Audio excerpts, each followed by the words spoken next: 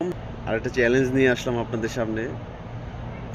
আমি আমার পূর্বে লাইভে একটা কথা বলেছিলাম যে ডক্টর মোহাম্মদ ইউনূস, যে আপনারা চেনেন, সুদখোর, এই লোকটা, আমি দাবি করেছিলাম সে রাশিয়ান মেয়েকে যখন বিয়ে করেছিল সে অর্থোডক্স খ্রিস্টান ধর্মে রূপান্তরিত হয়েছিল।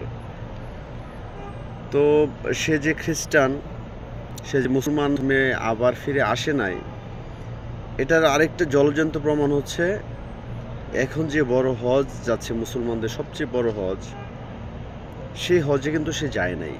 3 বাহিনী প্রধানরা গিয়েছেন, বাংলাদেশের লাখালক্ষ মুসলমানরা গিয়েছেন, কিন্তু সে সরপ্রধান হিসেবে তার, আমরা যে দাবি করে আসছি সে খ্রিস্টান, অর্থোডক্স খ্রিস্টান, সে যে মুসলমান না, এটা প্রমাণের সুযোগ ছিল সে হজে মানে যদি যেতে পারতো।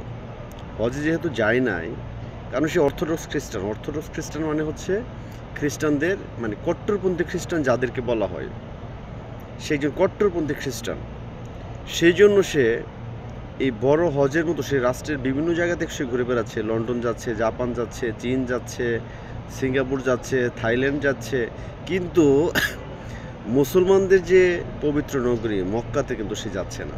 কারণ হচ্ছে সে রজার ডি কস্টা, সে মুসলমান না। আপনাদেরকে বারবার বলছি সে মুসলমান না।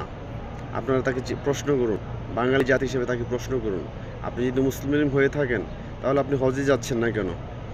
অন্য অন্য দেশে যাচ্ছেন, আপনি কিন্তু যাচ্ছেন কোথায়? খ্রিস্টানদের যেখানে পবিত্র নগরী, হ্যাঁ, সেখানে আপনি যাচ্ছেন, কিন্তু মুসলমানদের পবিত্র নগরীতে কিন্তু যাচ্ছেন না আপনি।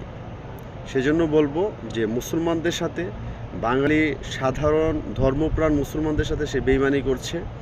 ইসলাম ধর্মটাকে নিয়ে সে ব্যবসা করছে, কারণ সে হচ্ছে একজন সুদ ব্যবসায়ী। আপনাদেরকে নিয়ে ব্যবসা করছে। আমি বারবার বলে রাখছি, আপনাদেরকে নিয়ে ব্যবসায়ী, মুসলমান না।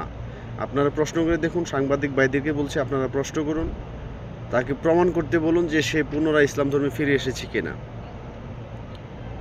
কারণ সে, আমরা যতটুকু জানি, সে তথ্য প্রমাণ আছে সে অর্থোডক্স খ্রিস্টান। যদি হয়ে থাকে তাহলে সে নামাজে যাচ্ছে না কেন, সে হজে যাচ্ছে না কেন, এই প্রশ্নগুলো তাকে করুন। এর বেশি কিছু করতে হবে না। তো আমি ধর্মপ্রাণ মুসলমানদেরকে বলবো যে ভাই, এই খ্রিস্টানের হাত থেকে, এই অর্থোডক্সের হাত থেকে আপনারা প্রতারিত হবেন না। যা হবার হয়েছেন, এখন তাকে বিতরণের সময় এসেছে। ধন্যবাদ সবাইকে।